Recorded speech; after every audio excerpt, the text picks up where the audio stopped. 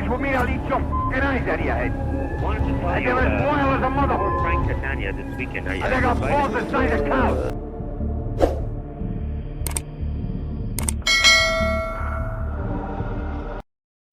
Previously on Mafia. Charles Lucky Luciano had been arrested, and Frank Costello took over the family.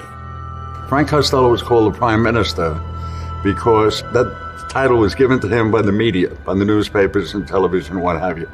And the reason for that is that they likened him to our English ancestry in this country, where the famous Prime Minister of all was Winston Churchill, and they made Frank Costello the American Winston Churchill in the underworld. But Vito Genovese wanted his job and was waiting for him to make a mistake. What happened is, when he was summoned before the Kefauver Committee of the United States Senate, he assumed that he could get through the hearings successfully, partly because he had political friends, partly because he was a charming guy, and he was essentially saying, I'm just a gambler. I'm just a gambler. He kind of fooled himself toward the end. And unknown to both of them, Costello's mistake would be not only his own downfall, but the beginning of the downfall of the entire La Cosa Nostra. This is Mafia.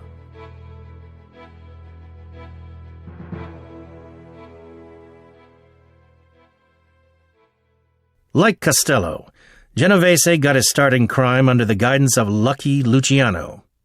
But while Costello made a name for himself in floating casinos and one-armed bandits, Genovese got into a much more lucrative business: drugs.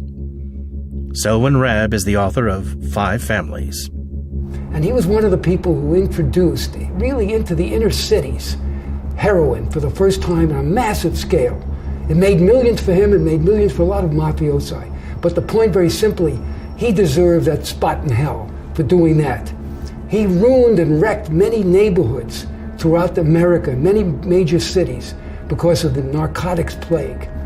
Genovese always thought that narcotics was a good deal for the mob. Costello was a little more apprehensive. One of the reasons, he knew that at that time, back especially in the 50s and in the 40s, the only long sentences anybody could get that the mafia, the kind of crimes that the mafia was involved in, would be narcotics. The mob as a whole was not interested in drug running, mostly because it drew too much attention from law enforcement. Former NYPD officer Joe Coffey. It brought heat. Drugs brought heat. And what I mean by heat is that if you dealt drugs and you got bagged and you're facing a lot of time in jail, you're going to roll, you're going to become a rat. So they felt that if they kept their hand out of the drugs, they would be able to avoid that. But it brought Genovese his reputation and helped him to survive abroad. Not long after Luciano was arrested, Vito Genovese also got in trouble. He was Luciano's underboss and next in line to take over the family. But now, a witness had come forward to convict him of a murder that happened 4 years ago. Genovese fled to Italy to avoid the murder charge. It was said he had $750,000 in his trunk, and he was going to need it. The new leader of Italy was Benito Mussolini, the head of the National Fascist Party, and he was fiercely against the Sicilian Mafia. Thomas Repetto is the author of American Mafia. He fled to avoid a murder rap. And there he had to live under the protection of Mussolini. But of course, Mussolini was known for shooting mafiosos, and so he could never really relax. But Genovese would soon discover that he was open to offers. And he was a pretty crafty guy, Genovese. Turned out he worked both for the Axis and for the Allies. Now, it took a little engineering, but he pulled it off. He was very close. He cottoned up to Benito Mussolini by providing money, providing donations to fascist buildings, and he even managed to pull off a hit for Mussolini in New York. There was a anarchist newspaper run in New York, which was had been a persistent and critic of Mussolini. And Mussolini, for some reason, wanted to get rid of the editor of that newspaper. How did he arrange the hit? he went to Don Vito Genovese, who got word to his killers in New York, and they murdered the editor. So he had all these favors coming from Mussolini, and he was doing quite well.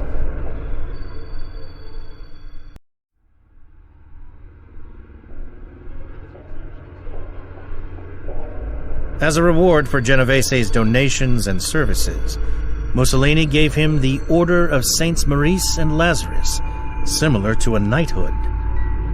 But it wasn't long before Mussolini also became a target. The Allied forces were winning World War II. To stay safe, Genovese would have to try and gain the trust of America once again. He quickly switched sides and became an interpreter for the American forces and advisor to the U.S. military government. Unfortunately, at that time, it seemed unfortunate for Vito Genovese. The Allies landed in Italy, and Mussolini was gone. In fact, he lost his life in the war. So what did Vito do? He turned to black marketeering and working, because he spoke English. He began working with the Allied troops, the American troops in Naples. And they thought he was doing them a favor. What he was really doing, he was running a black marketeering scheme. He was stealing supplies from army bases by corrupting army officers and selling it on the black market in Italy. But despite his help to the government in Sicily, Genovese was still wanted for murder. Genovese was brought back to the States to stand trial, but he quickly had the only witness killed. Without the testimony, he was a free man, but the mafia position he had left behind was filled in his absence. The Luciano family was now headed by Frank Costello. Joe Coffey said that Genovese wasted no time in trying to kill Costello, but he couldn't just shoot him. Well, they were 180 degrees separated, Genovese and Costello. They just, Costello hated him. Genovese hated Costello. I mean, that wasn't new. Everybody knew it at the time. I was a little kid when that was going on, but my father, who was involved in that stuff, used to fill me in on it. You cannot hit anybody in a mob, particularly a boss, unless you get the okay of the whole commission. And I understand this to be true, that Genovese many, many times tried to get the okay of the commission to kill Costello. With Costello's position on the newly made Mafia Commission, he couldn't be killed without permission. But their feelings about Costello changed after the 1951 Kefauver hearings. Costello had testified before the hearings, thinking he would make the mob look good, but he had failed, and he had implicated himself with the IRS. And the IRS went after him in the Justice Department. Now that he was in the spotlight, they had to do something. So they got him on tax evasion, tax cases, which is the easiest thing to do. If you want to get a criminal in America, get him on taxes. And they got him, and he was actually had short sentences. So it was the beginning of the end by appearing before the Kefauver Committee and thinking he was smart enough that he could handle senators and handle the attorneys that were, the counsels that were going to whipsaw him. And they did. So he was a big loser. Genovese set his sights on killing one of Costello's most trusted allies, Willie Moretti, a former hitman. It was not hard to convince the commission. Well, Moretti had pretty much lost his mental equilibrium at that particular time. And he made a fool out of himself, too, in front of the Kefauver Committee. And he was saying a lot of indiscreet things. Some people saw his murder as an act of mercy. Moretti had been suffering from advanced syphilis, which was spreading to his brain. He was already in hot water for his own performance at the Kefauver hearings, due to the illness. And so when Genovese brought the idea to the commission of an open hit, they took him up on it. Meanwhile, Costello was unable to make a move back at Genovese. He was in and out of jail over the next 6 years. When he came out on bail in March 1957, it was Genovese who decided to make a final strike. His ace in the hole was a mentee by the name of Vincent the Chin Gigante, a former boxer. Vito Genovese put the contract down on Frank Costello. And it was based primarily in jealousy. He had to get rid of him. He was a competitor. at least Genovese perceived him to be a competitor. Costello never did. Now, what he did was, he gave the contract to Vincent Giganti, who was a former prize fighter, who became Genovese's chauffeur. He drove Genovese everywhere. He was a real thug, tough guy. I mean, he killed you at the drop of a hat. He was the mirror image of a Genovese. Genovese liked him for that. I mean, he was just a ruthless killer. He gave him the contract. The commission wouldn't grant Genovese permission to kill one of their own, but Genovese decided to hit Costello anyway. He set about studying Costello's daily routine. But Genovese wasn't the only person tracking Costello. On parole, the former prime minister was under scrutiny of the law as well. Joe Coffey was a New York City detective sergeant tasked with keeping an eye on Costello. Frank Costello and I knew each other pretty well. Not that we were friends, but it was by necessity. I was assigned to follow him. He lived in a place on the west side called the Majestic. It's an apartment house on Central Park West. Now, I used to pick him up there early in the morning. He was an early riser. And every day he would walk to the Waldorf Astoria from, I believe it's 69th Street in Central Park West to 71st Street to the Waldorf Astoria, which is 49th Street and Park Avenue. He would walk every day. It was like the Constitutional. And he would go there and he would get a shave and a haircut every day and a manicure 3 times a week. That's how fastidious he was. Genovese was also able to pick up on Costello's predictable routine. And Coffey realized Costello was an especially easy target for a mob boss. It all went back to his very first arrest. Yeah, Frank Costello didn't like carrying a gun. As has been pointed out many, many times, he was arrested for carrying a gun one time, and it was very distasteful of him. He felt that he could get along in life and in his business without intimidating people. He could do it by his brain. He was a pretty congenial guy who got along very well with anybody and made sure that he did. And as a result of his mannerisms and his character, he was really brought into the society world of New York City. He was the only one who could do that. And he was very good at it. Basically, he was not a man who used violence regularly or lightly. He didn't use bodyguards for the most part. Other bosses had an army of bodyguards around them. Costello said if they're going to kill you, that's the first ones they'll bribe. On the evening of May 2nd, 1957, Frank Costello took a cab back to his apartment after a nice dinner with some friends. Now, Costello lived in a very upscale apartment that overlooks Central Park.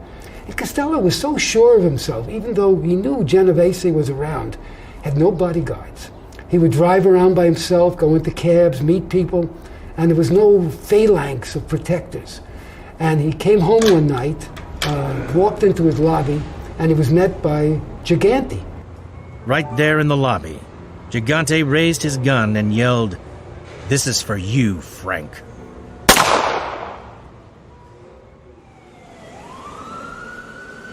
Costello was covered with blood when he reached the hospital, but he was only wounded. It was believed that Gigante's words had saved Costello. The Prime Minister turned his head to see who was behind him, so the bullet only grazed his skull. NYPD Detective Joe Coffey says many people believe Gigante had meant to wound him. Now, there's some debate on whether Gigante missed him on purpose or he just missed him out of ineptness. I choose the latter. He just missed him. He meant to kill him. It wasn't a warning shot. But there's a rule in the mob. If you try and you miss, you don't try again. And they didn't try again, okay? And Frank went to the hospital that night, the famous picture of him wearing his fedora with the bandage around him, and he had the wound, and he was out of the hospital the next morning. The whole purpose there was to kill him. It wasn't to wound him. The doorman of the Majestic identified Gigante as Costello's hitman, and Gigante was put on trial for attempted murder. It now came down to Costello. If he confirmed the shooter was Gigante, police would go after him. But like Rothstein before him, Costello refused to say anything, even about his own assassination, and told the jury that he didn't recognize Gigante. Gigante was acquitted and thanked Costello outside of court. The botched hit left Genovese vulnerable and gave Costello back some of the power he lost.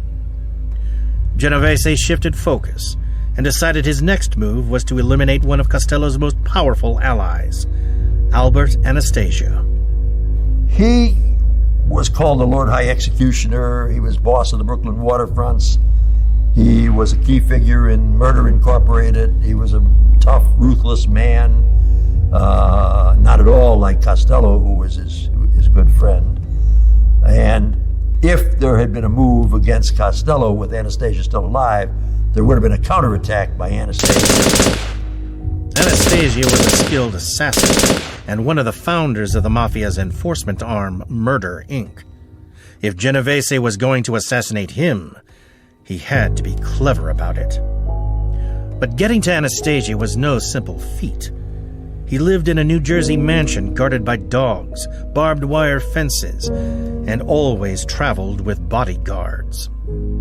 Genovese needed somebody on the inside. He approached Carlo Gambino, then an ambitious Anastasia lieutenant, and convinced him that they would both be better off with Anastasia dead. And Anastasia had recently killed a civilian while on a job, putting him in poor favor with the commission. That was, Anastasia had become a problem. He was bringing too much heat on because of Murder Incorporated and the situation that transpired after that with his interference with other mob activities. He had to go. On the morning of October 25th, 1957, at 10:15 a.m., Albert Anastasia walked into a barber shop in Midtown Manhattan. His bodyguards parked the car in an underground garage and then took a walk. Anastasia closed his eyes and relaxed into the barber's chair.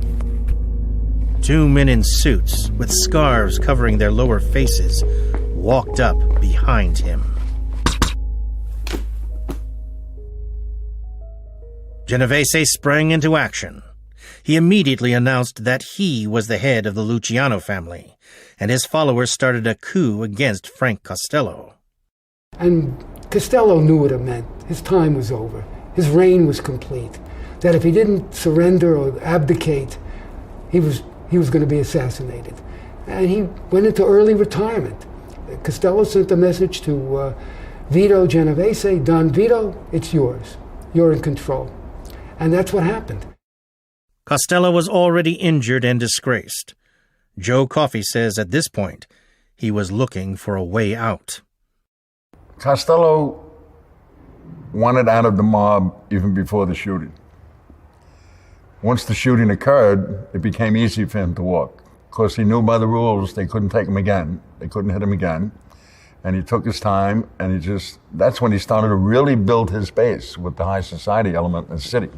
Costello didn't really want to become the heir apparent. He didn't want to become the boss because he had enough. And that's when Genovese took over.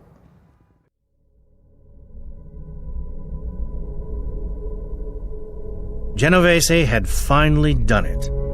He was now the boss of the largest mafia family in New York.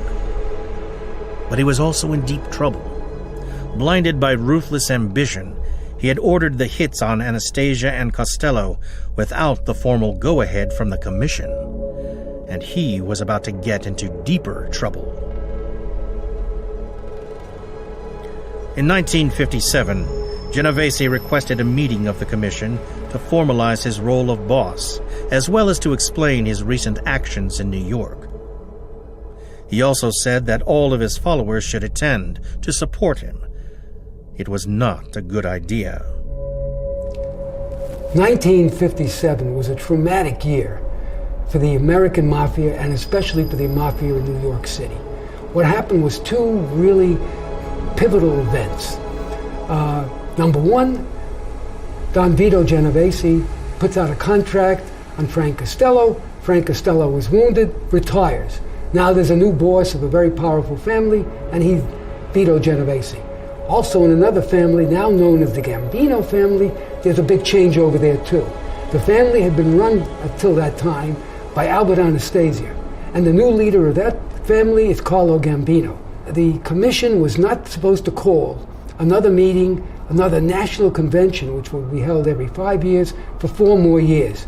But Genovese insisted that the bosses from all the other families and the New York families had to assemble because of these important developments in New York, and he wanted it known that he was the boss of the family, and there's been a major changeover with Anastasia replaced by Gambino. So they picked the same place they had met the previous year. There had been a national convention in a small town in upstate New York known as Apalachin.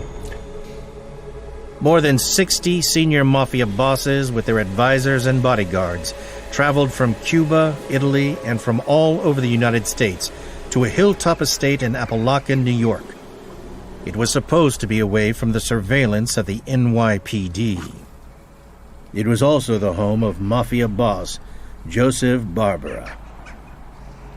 Apalachin meeting that was held upstate New York was a meeting of mobsters from all over the country. It had people from every major city in the country. Keep in mind that the mob, as we know it today, and as it was formed in 1931, was 100% controlled by the 5 families in New York. All the other cities were ancillary that answered to the New York mobsters. It was an enormous gathering. There were over 100 people present, all parked on a small estate.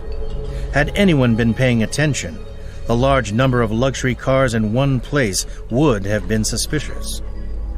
And someone was paying attention. The local police there noticed something strange. All these out-of-towners and dozens of cars were pulling into one farmhouse in a remote area. They made an investigation and sooner or later discovered it was a mafia meeting, or at least they knew all these Italians, some of them with records, were meeting there. Local trooper Edgar Croswell had a past encounter with mafia boss Carmine Galante on his way to Barbara's house. After a background check on Galante and discovering he was a mafiosi, Croswell had been surveilling the estate ever since. That day in November, Croswell had grown more suspicious. There were rumors that every room in his town's single hotel had been booked out by one man.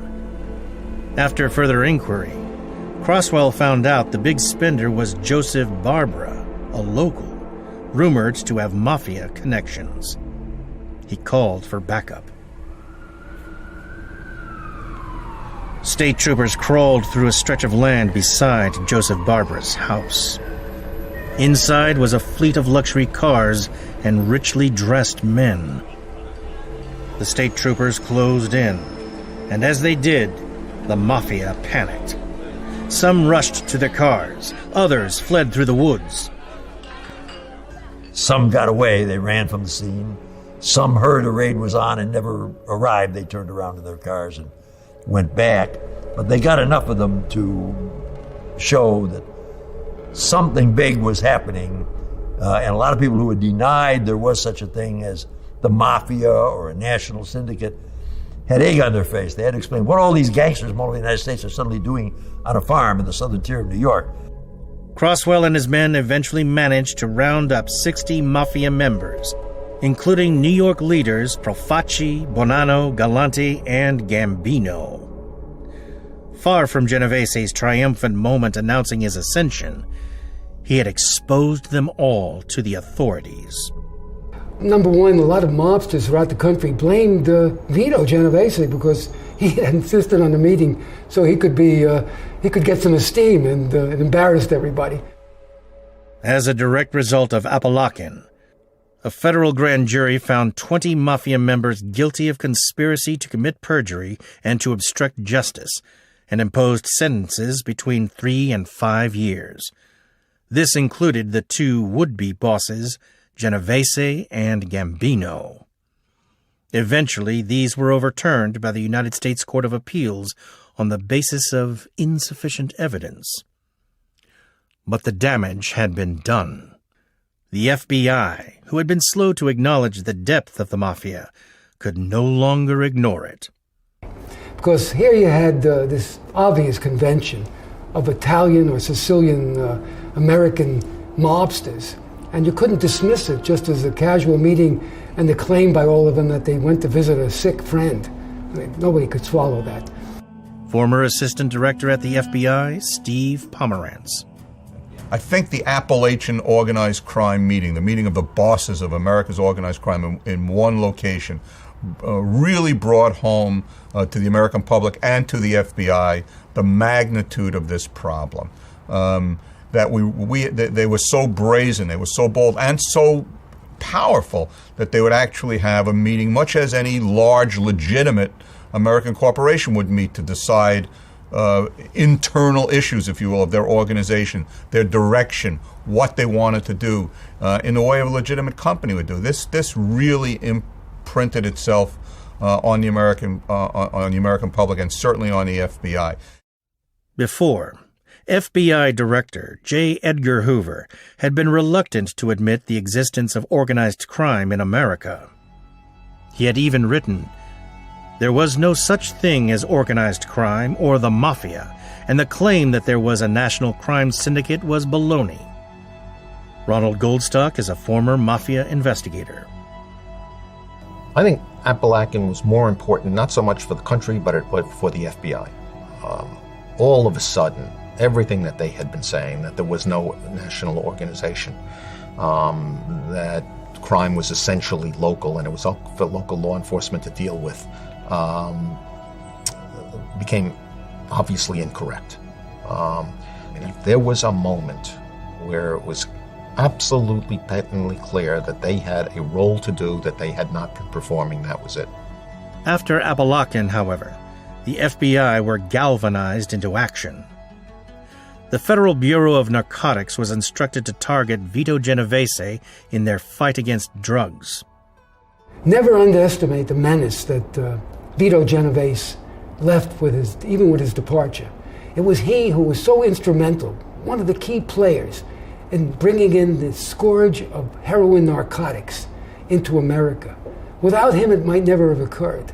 He opened up these opportunities that the mafia, with the assistance of the Sicilian mafia, would use widespread distribution into the inner cities of America, the biggest cities, New York, Chicago, Philadelphia, Boston, Pittsburgh. So what this did was he left a legacy we still have today.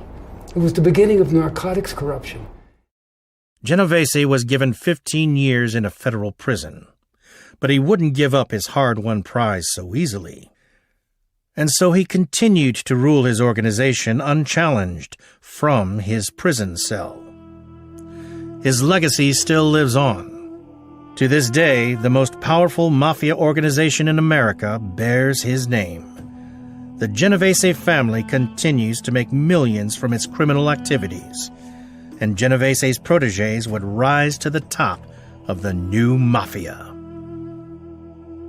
Vito Genovese's most important legacy, something he left behind and caused a lot of trouble for American law enforcement, was a character by the name of Vincent, known as the Chin Gigante.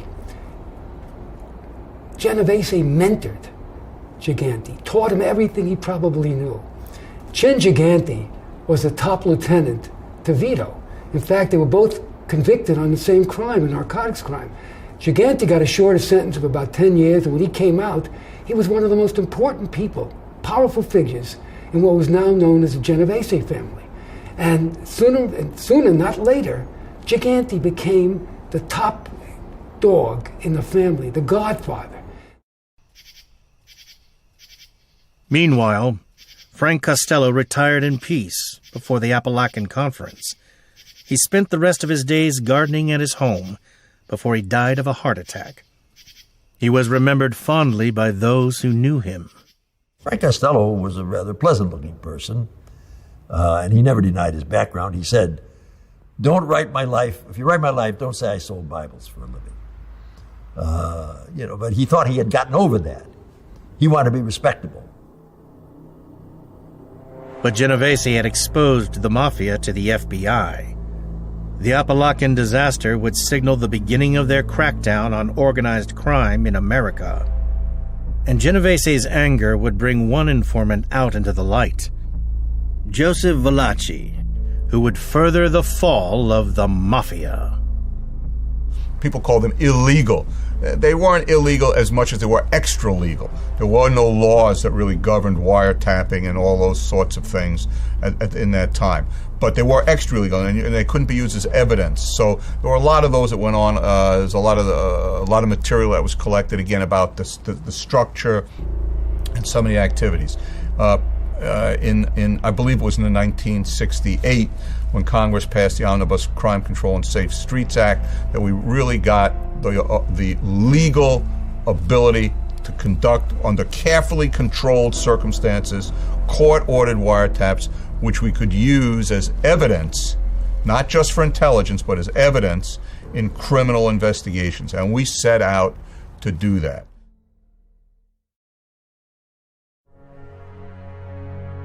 In the next episode, Joseph Valachi was a lowlife who always wanted to be part of the mafia, and he got his chance when he left Sing Sing prison. But far from becoming a notorious gangster, Valachi would become notorious for breaking the mob code. Flynn came in and he was tough. He told Valachi, listen, either you tell us what we want to know, or you're no value to us and there's no deal involved. And Valachi realized he had to start talking. He was put into solitary confinement, gave him the opportunity to think. So what's his only out? He's got to become a rat. So he sends word to the federal authority that he's willing to sing, become a canary. And giving the FBI all of their secrets. He interpreted the hieroglyphics. He told them what it all meant, how the organizations functioned, how there were families, how the makeup was, the whole structure. And he actually gave them names of the New York families for the first time, and who were the bosses, something they didn't know. They may have suspected things, but this was the inside information.